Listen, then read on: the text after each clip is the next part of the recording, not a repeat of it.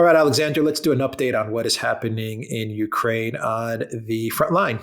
Russia continues to advance across the entire front line.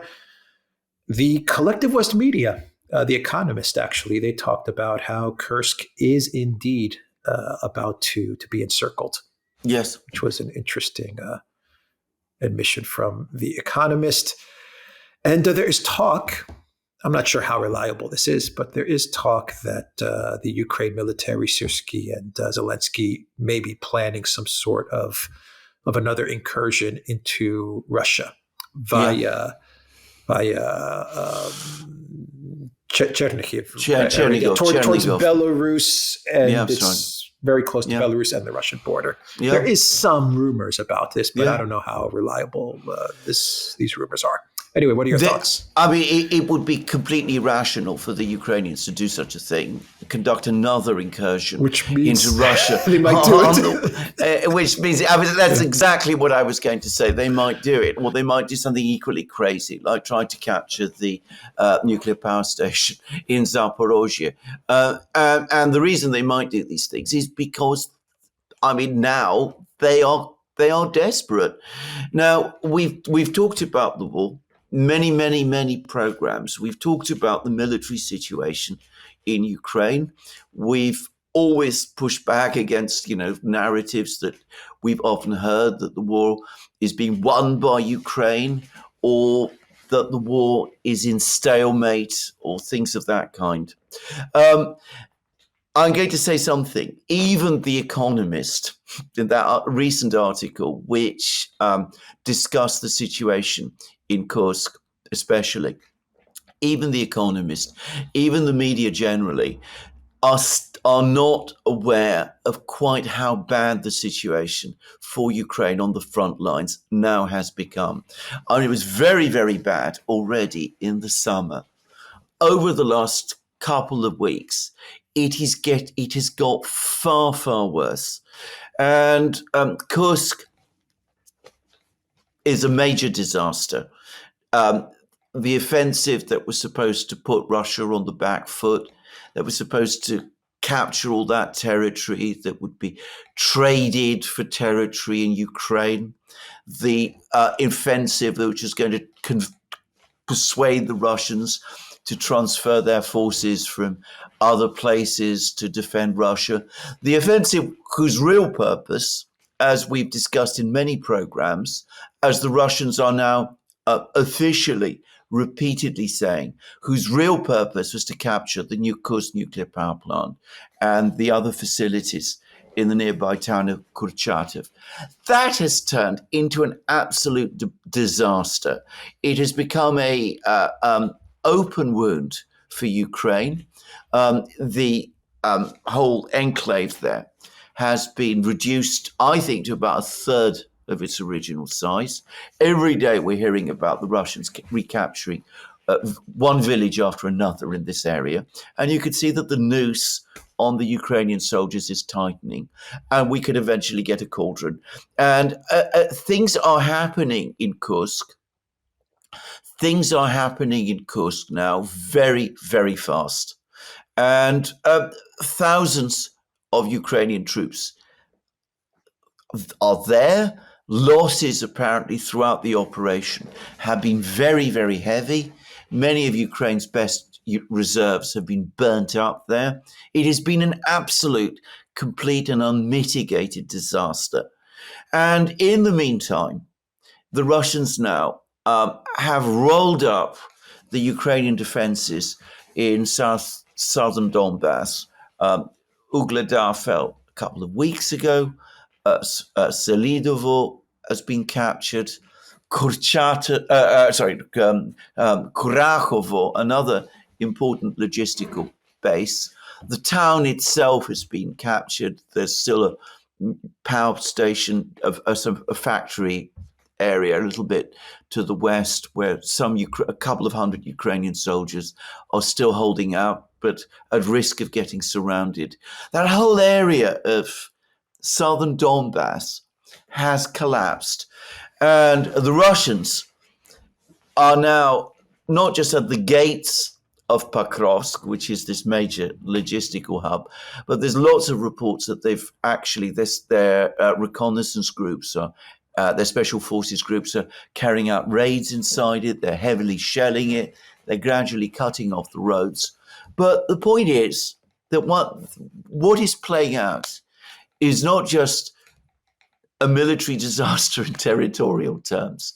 It's also opening the way to the Dnieper, because beyond Pakrovsk, there are no defenses to speak of at all until the Dnieper itself is reached. So if Pakrovsk falls, and if the Russians decide that they're going to continue to advance west, there is no physical obstacle to stop them before the Dnieper.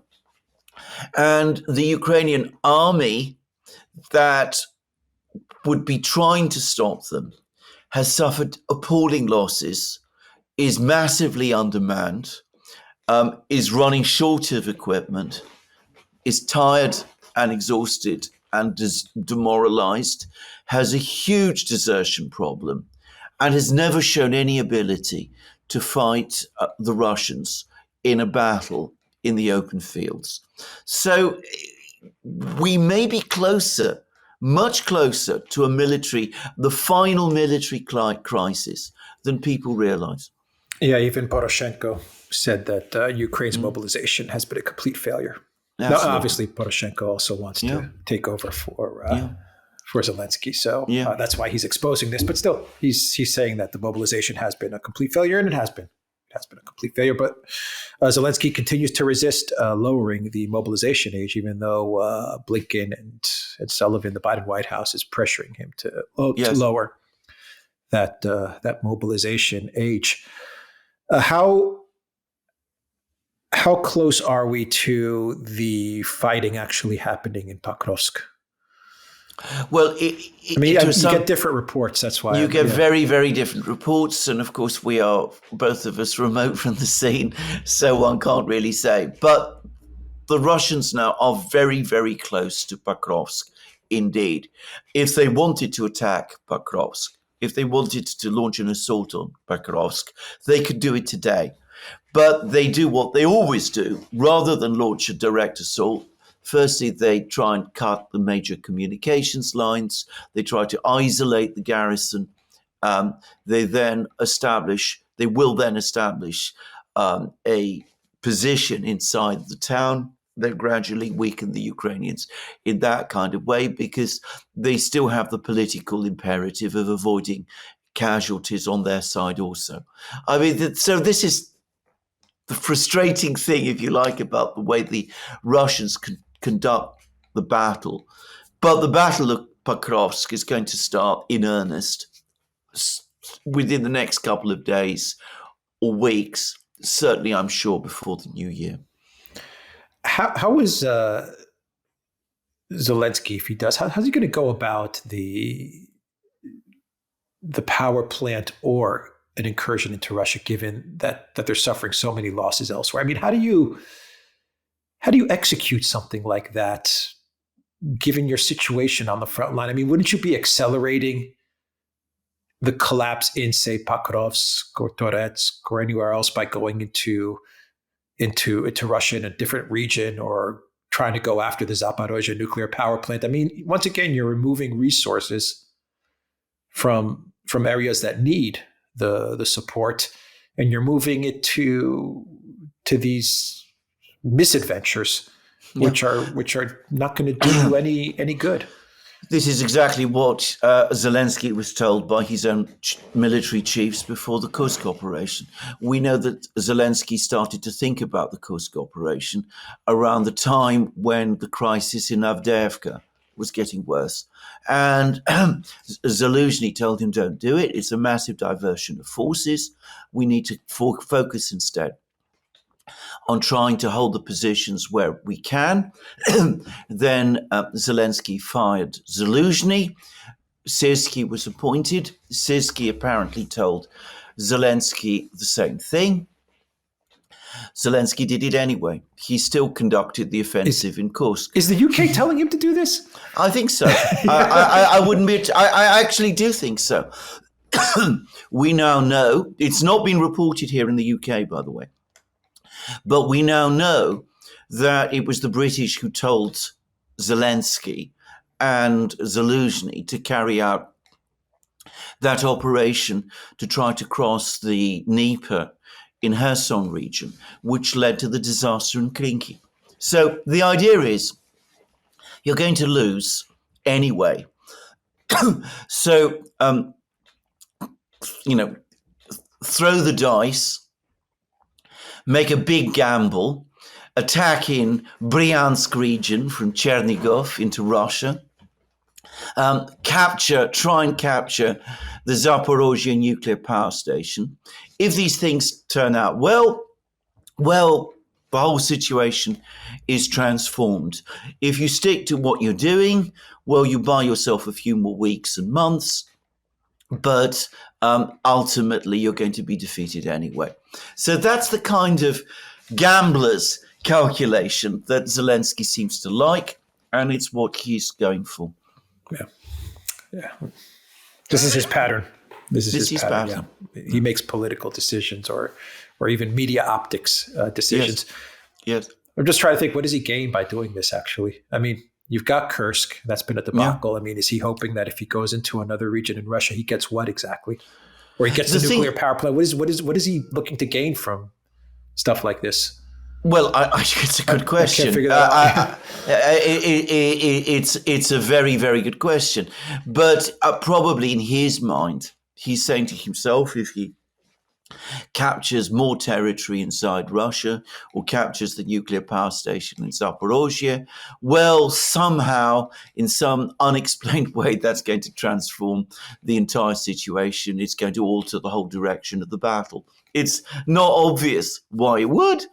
In fact, more likely than not, it would make the situation worse.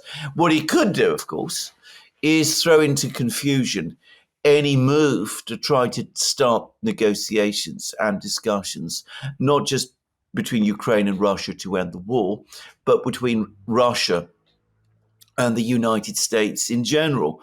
So if his priority is to prevent that, then of course it does have a kind of logic. But put that important consideration aside. If you had any experience dealing with gamblers, and I've dealt with many of them, I mean, in my legal and other careers, I've had many deals with gamblers. What you discover is that these people have an addiction. And even as they lose, their instinct is to pile more and more of their chips, the one number. And the idea is that if the wheel spins and the number comes up, that will somehow transform their whole situation, even if they're not really in a position to explain how. So that I think is the psychology with Zelensky you're looking at. He is a gambler. And when gamblers are going down, their instinct is to double and treble and gamble even more. Yeah, he's a gambler and an emotional actor, not a very good combination. Anyway, we'll end the video there. The Duran.locals.com. We are on Rumble, Odyssey, BitChute, Telegram, Rockfin, and X. Go to the Duran shop, pick up some merch like what we are wearing in this video update, and also pick up some gift cards as well for the Christmas season. You will find the link in the description box down below. Take care.